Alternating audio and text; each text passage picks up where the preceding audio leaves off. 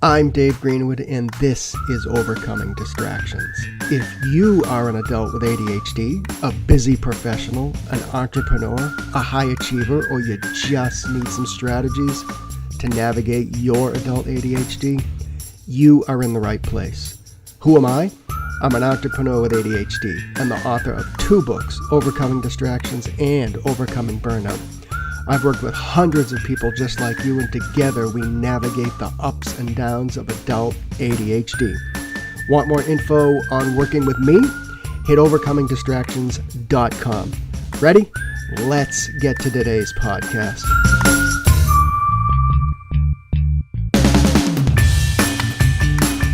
All right, all my distracted friends, welcome back to Overcoming Distractions, the place. If you are that busy adult with ADHD, you have that demanding career, you got a bunch of things going on in your life, and you're just looking for a little bit of guidance, maybe a lot of guidance for some people, as to how to manage it all, be fulfilled, feel successful, lower your stress, not get burned out, and actually get stuff done and enjoy time with your family.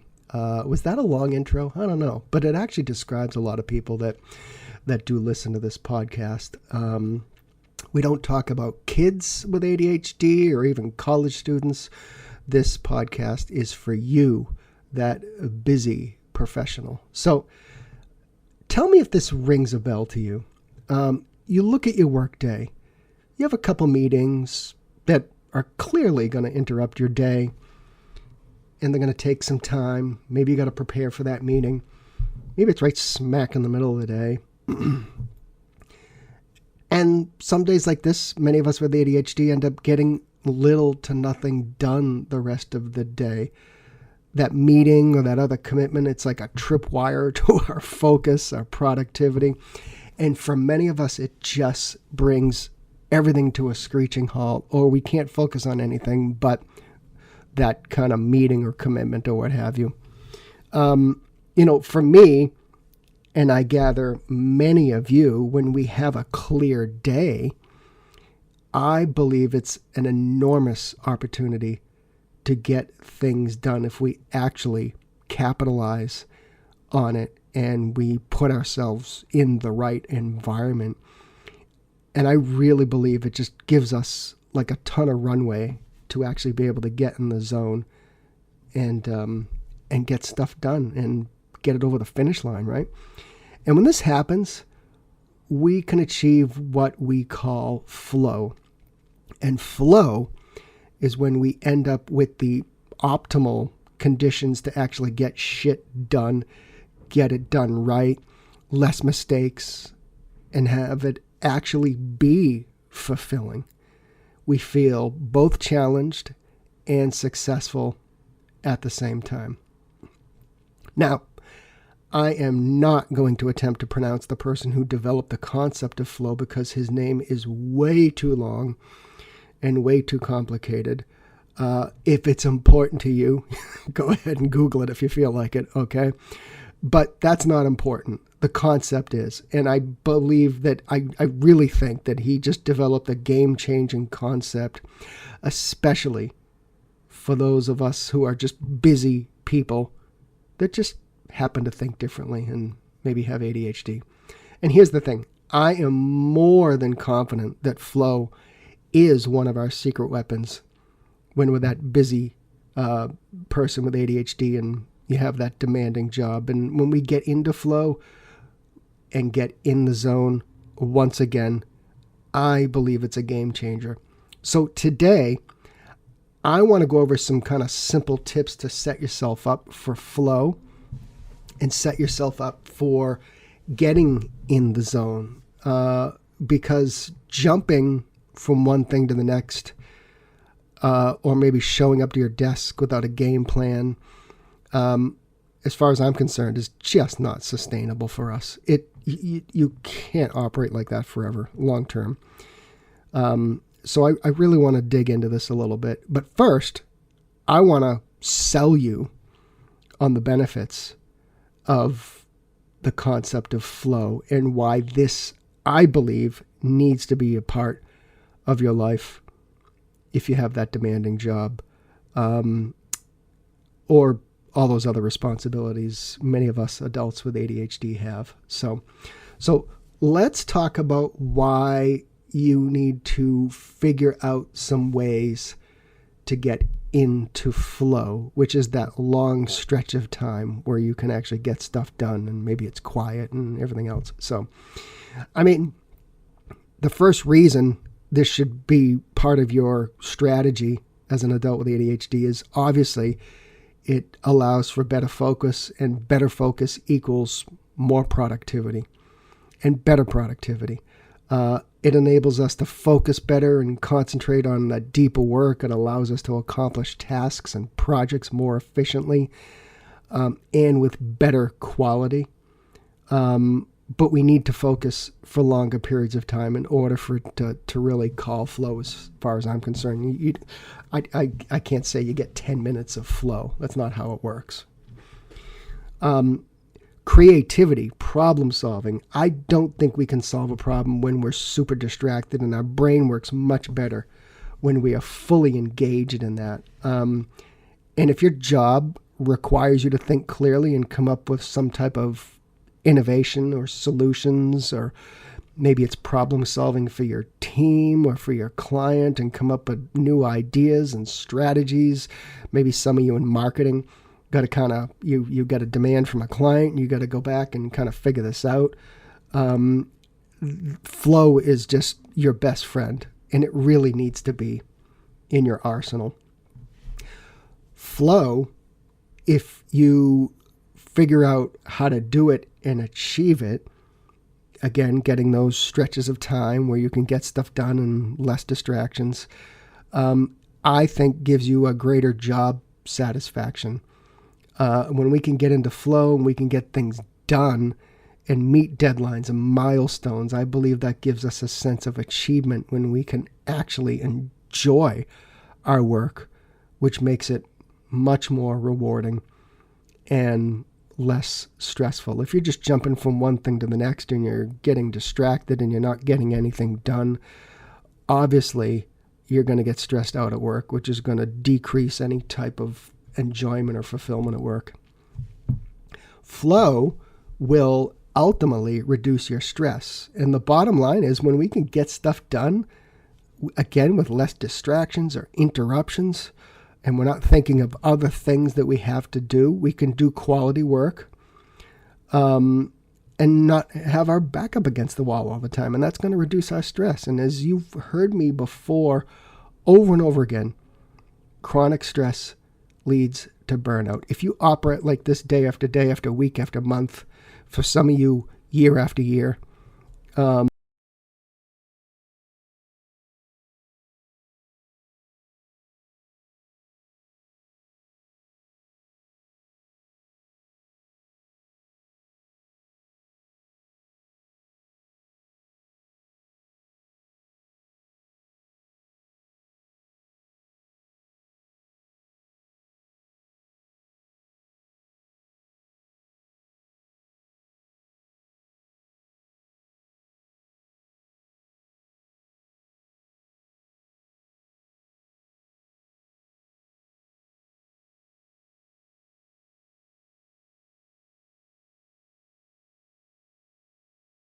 maybe 30, 45, 60 days later, just because life happens. And I just felt like I had to start all over again. Plus, my lack of working memory was to blame for that. And flow can solve a lot of your working memory challenges, because you don't have to go pick something up a couple days later. It's fresh in your head. It's easily recalled.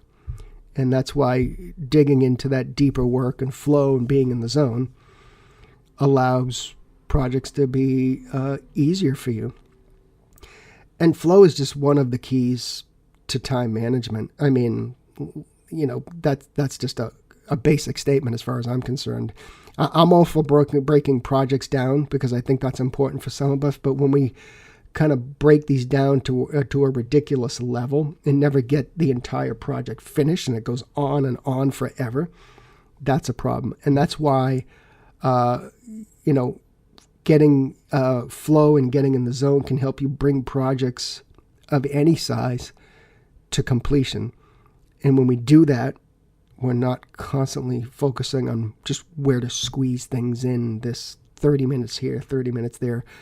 And that it doesn't work for in some instances. So, all right. So hopefully I've sold you on the concept of flow and getting longer stretches of time to get deeper work done with less distractions. Let's talk about some tips to try and get into that state of flow so you can actually get stuff done. Number one, I think you got to have some clear goals and direction of what you want to do. You got to know what you're going to do, and you got to have some type of desired outcome. If it helps you break those things into smaller steps, and again, I know I just mentioned that, but if you're going to break a day's worth of work into like mini milestones, I think that's one way of doing it. Flow is great when you're working on larger projects, but it can also be great if you got to clean up a bunch of stuff like your inbox or return phone calls or do a crap load of like smaller tasks, and you just kind of get in a groove.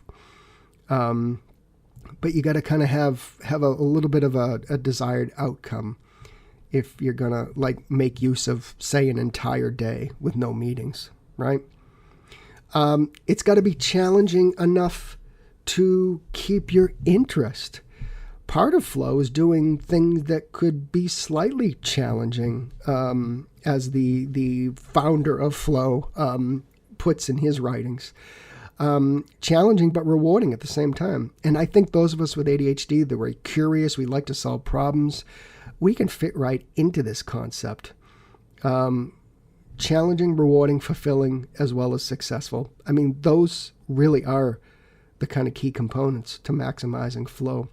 Sure, you got a bunch of emails, but isn't it rewarding to actually get them all out of your inbox? I mean, I think that's a great feeling. So, minimizing distractions. Okay, that's a big duh, right? If you're going to concentrate, you got to minimize the distractions, right? We all know that. Maybe we all don't know how to do it to the best of our ability, but we know we need to do it. But you're never going to achieve any type of flow or get in the zone with constant distractions. That is external or internal, brought on by yourself, like going down and watching YouTube for 3 hours when you actually could have kicked some ass on some projects in that time. You can minimize those external distractions by telling people you're busy, getting people things they need ahead of time, or just disappearing for a while. And I think the other thing is what I would call clear the decks. If you're going to maximize, say, an entire day where you don't have meetings and you can just like dig in, then make sure you get like other people what they need. So hopefully you're not being bothered for that stretch of time, because those interruptions can bring our productivity to a screeching halt and screw up flow. Your work environment. Everybody's different, right? I've worked with people that need complete silence like me, and others that love to sit in a busy coffee shop because they love the buzz. I'm not going to tell you what an optimal working environment is, but it's good to understand how you work best. And when you have some awareness about that, it's much easier to get into flow and actually get in the zone. So how do you work best? Where do you work best? What's your working environment? Do you need to clean your desk so there's not a bunch of crap that just keeps haunting you on your desk? Whatever it may be. Find a working environment that works best for you. Energy management.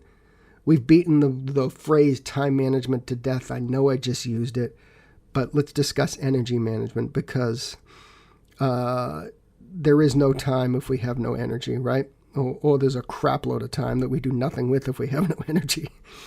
And most of us do better when our brains are fresh.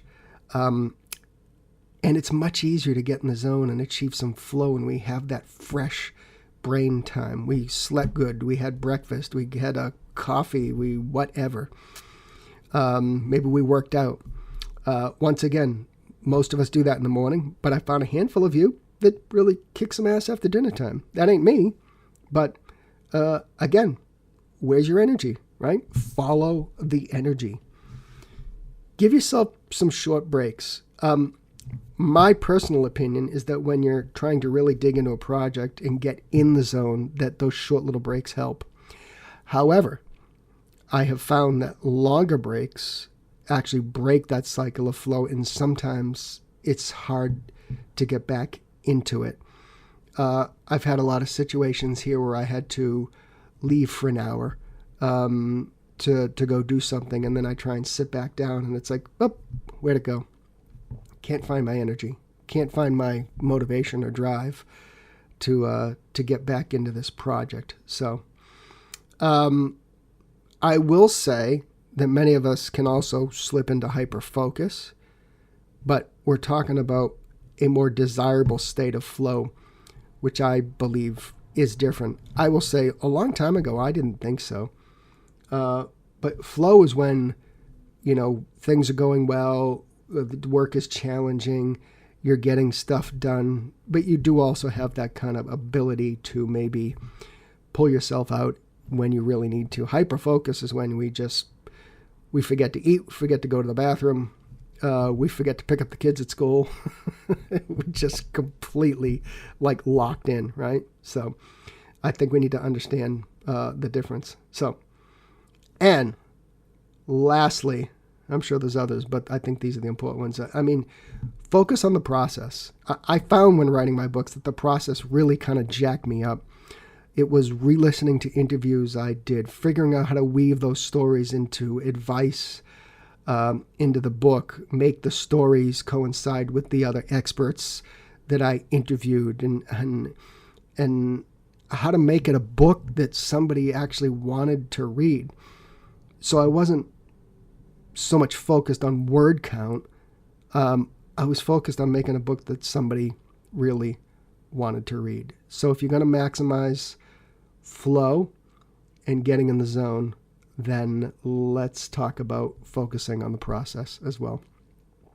All right, gang, I hope I have sold you on the concept of flow.